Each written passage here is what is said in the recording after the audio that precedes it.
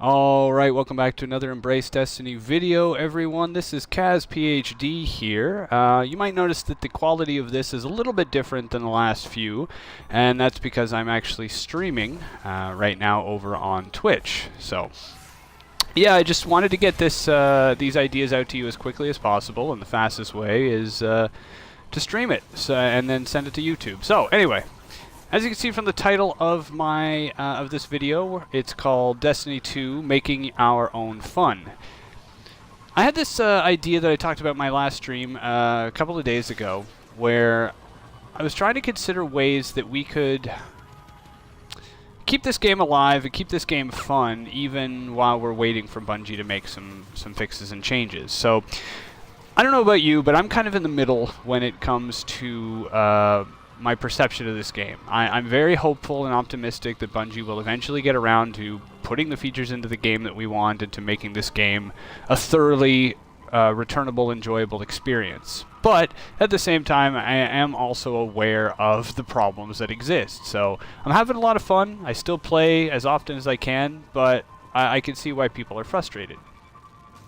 Now, there's a number of game modes that I was really hoping would be in this game already, and I'm not sure if we're going to get them. So I thought to myself, why are we waiting for Bungie to do it? Why don't we just do it ourselves? A lot of games are more fun because of what you put into them, after all. So with that in mind, I posted some things over on Twitter. You can find the link below, and just asking people if I came up with some ideas, would anybody be interested? And had a pretty positive response, so I wrote a blog post about it. You can find a link in the description below. I'm going to ooh, which way is the right way to go? I'm trying to do a little race around... Oh, that's the inside track. Okay. I'm doing a race around Nessus now for an important reason. Anyway, I'll come back to that. Yeah, you can find a link in the description below. It's a rather long blog post where I try to explain the context, the aim. I reflect on some of the difficulties that might exist in actually implementing the ideas, and I talk about the ideas themselves. So, if you like having a read, head on over and check that out. But if you don't have time for that, I'm going to go through them here and now. So, as the video in the background would suggest, the first item on my list is Sparrow Racing League. I've been... You know, I don't know if you have the Curse of Osiris, but if you do, there's a specific mission where you're actually encouraged to pull out your Sparrow and race around the map. And I thought to myself, this is an amazing map and would be a really great Sparrow Racing League map. If you're not aware, in Destiny 1 there was an event that came at limited times during the dawning and such, where you could race your Sparrow around specific tracks that were not available in other game modes. They were specifically meant for the Sparrow Racing League. Yeah, you can race people, you can earn achievements, you can fill out a little record book and earn armor and stuff. So yeah, it was a lot of fun. I had a really great time doing that. And I thought to myself, why don't we do that now? Obviously, there's no Sparrow Racing League in Destiny 2, but I was trying to... Ooh, hold on. I gotta remember. I think I can go straight through, but let's back up. It's been a while since I've gone around this whole track. Basically, straight through, yeah, okay. Basically, or actually? Let's try this. Hopefully I didn't do the wrong thing. Yeah, and I thought to myself, let's see what kinds of ideas I can actually put into the game that we can implement ourselves, we can organize, we can run, and have fun with. So yeah, Sparrow Racing League. And you can have different modes. You could have straight racing, where you just go around a map in a set time.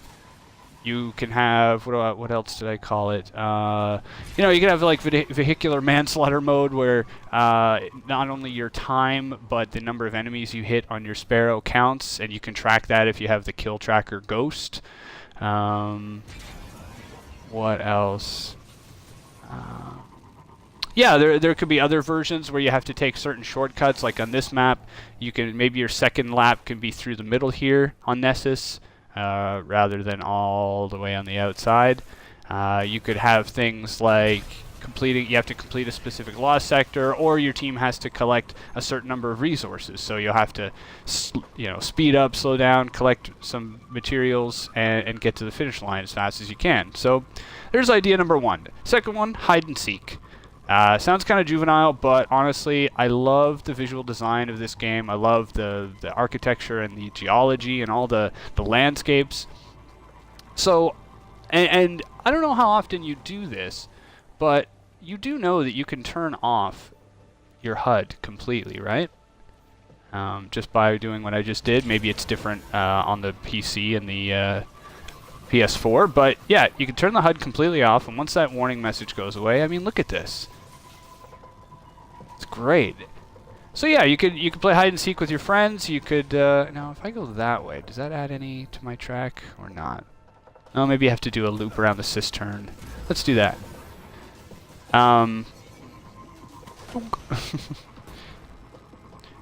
Yeah, so you can turn the HUD off, no radar, and you have to go find a guardian. Maybe they're on the voice chat giving you hints or clues as to where they are.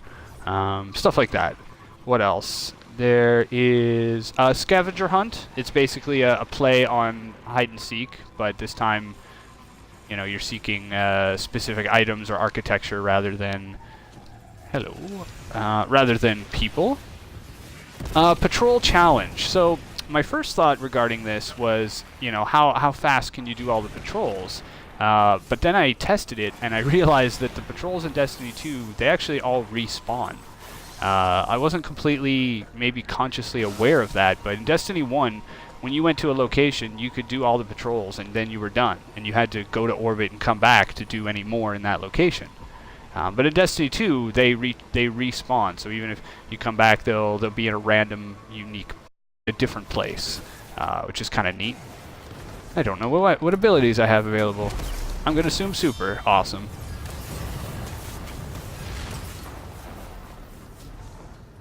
Can't see. Ah, there we go.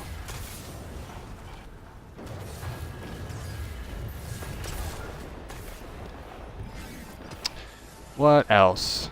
Yeah, so scavenger hunt could be cool. Oh, sorry, patrol challenge. So yeah, can't do that. You can't do the how fast can you get through them. But maybe you can set a time limit for you and your clan and say, I'm gonna go help those guys. I bet they're doing the strike. Yeah. Yeah, you can set a time limit for your friends and how many patrols can you or your fire team or whoever do in a specific amount of time.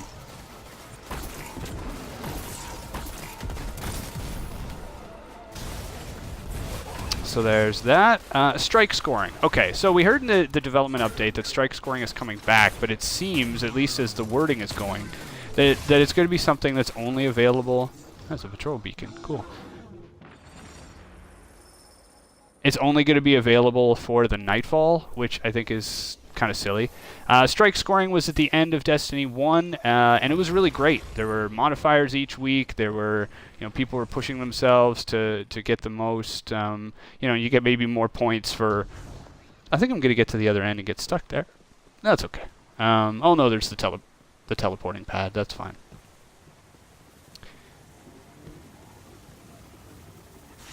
Yeah. So I thought to myself, can we do strike scoring in Destiny 2 as it currently exists? And the answer is actually yes. It's just a little bit more complicated to get the data. So I'm going to post some links in my blog post, but basically you can go... Destiny Tracker used to track every event that you did, even in PvE, but now I believe they just keep a global total score, and they're more specific regarding... Where's this team? I want to help this team, but oh, they're all over here. Okay.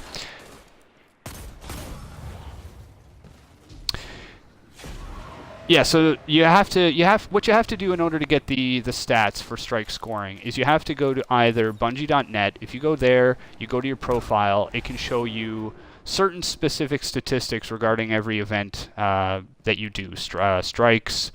Wonder how far I can go. They're going to disappear around this corner, aren't they?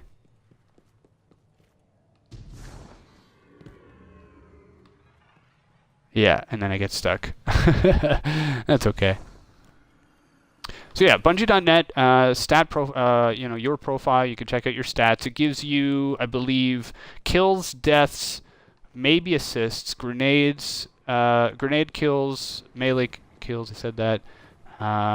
Super and precision. So you could easily set challenges for yourself or for your teammates or your clan or whoever. And if you want to actually have a strike score, there's another link. I think it's called guardians.gg.org or something. Again, it's in my blog post, where they will give you an actual score at the end. And I don't really know how they calculate the score. Maybe it's let me go this way for a change. Maybe it's Bungie's own algorithm. They just use the same. But you can actually get a score for every strike, even and you get stats even for here. For they mark patrols down as just explore. So you could keep track of that. So, if you have a computer programmer on your team, maybe they can, draw from the API or something and actually assemble all those points. Or you could do it the hard way, which is just to do it manually. You look up somebody's stats and then you do that way. But that's another thing. So you could do strike scoring on your own. Run it for your clans. What else? Civilian rescue. Okay, so again, I made a video about a month ago called Speculative PvE Ideas, where I drew from some of the comments in the community and tried to create events, activities that could be not only fun, but make us feel more heroic by actually saving and interacting with NPCs and humanity. And this is kind of an idea that stemmed off of that. So, many games, you've probably played this, where one member of your team is the civilian. They're, usually... Oh, I think I took a wrong turn at Albuquerque. Anyway, sorry. Bugs Bunny joke. Yeah, one person on your... I always think that's a chest, but it's not. One person's the civilian. So the idea is simple. You're in a fire team of 3. One person is not allowed to use weapons, abilities, and they can't... Or, guns, and they can't double jump. They are a civilian. All they can do is collect resources, chests, materials, whatever. And then you're... Oh, too close. This is scarier because I have no idea what his health is at.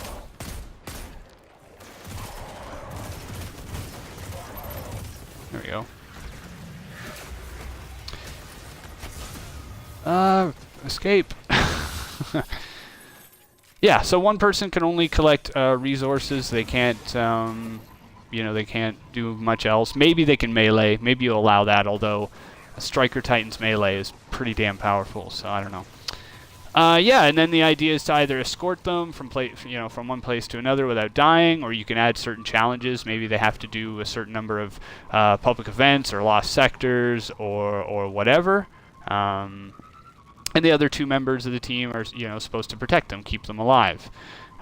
Maybe if you're all super high light level, you might want to find an area that's, ridiculously challenging, like maybe to the Nightfall with one person who has no weapons or something. I don't know. And maybe they just melee only. I don't know. That's an idea.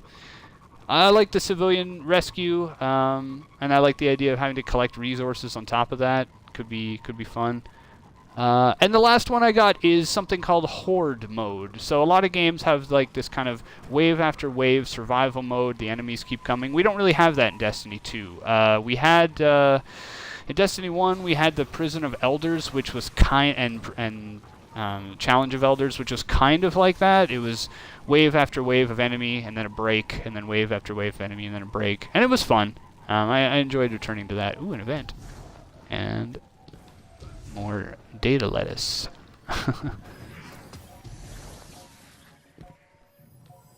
Yeah, that guy looks like me. Kind of. Cool. What's he got?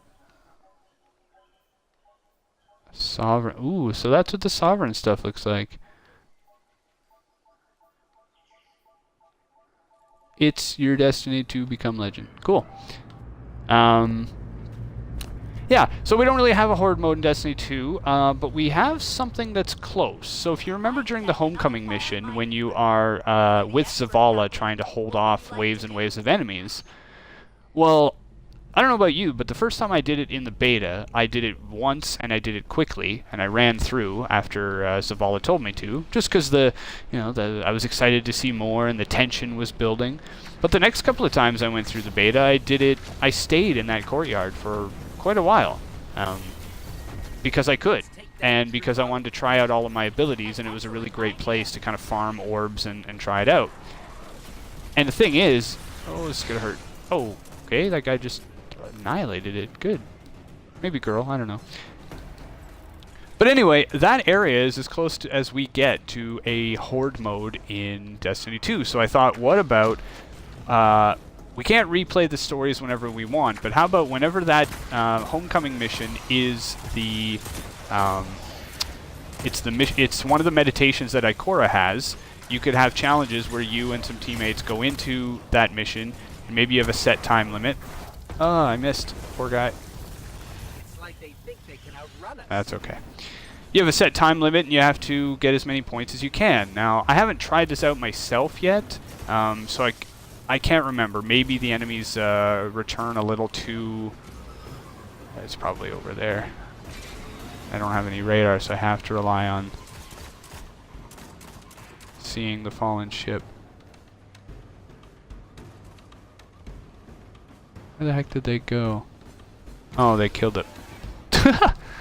Ridiculous. Yeah, week after week, you can go into the homecoming mission when it's available, have a time limit, kill as many enemies as you can, set challenges for yourself again. Same kind of idea. And all you have to do is just make sure you quit the mission before you complete it. That way you can redo it as many times as you want that week. And that's about it. Those are my ideas. If you want to give a longer read to kind of the context behind them and such, you can check out my blog post. I talk a little bit more about how to actually implement them and some of the challenges. Did we kill the thing already? I guess we did.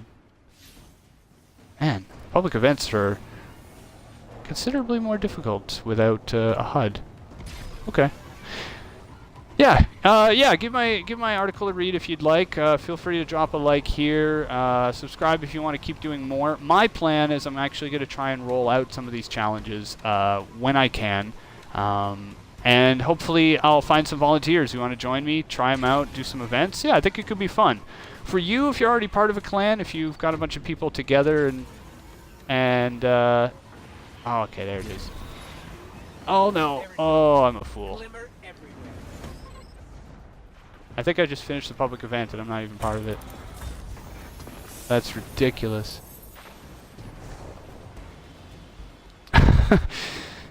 Sorry about that. This last bit is going off. But yeah, like I said, if you like it, feel free to drop a like or subscribe for more. I'm going to be trying to do more in future videos. And if you like it and you have clans, go for it. Run with it. See what you think. Honestly, I just want people to have fun again. I want Bungie to fix their game and to make the changes that we deem are necessary, but it's going to take time. And while we're waiting, I think... Oh, there we go.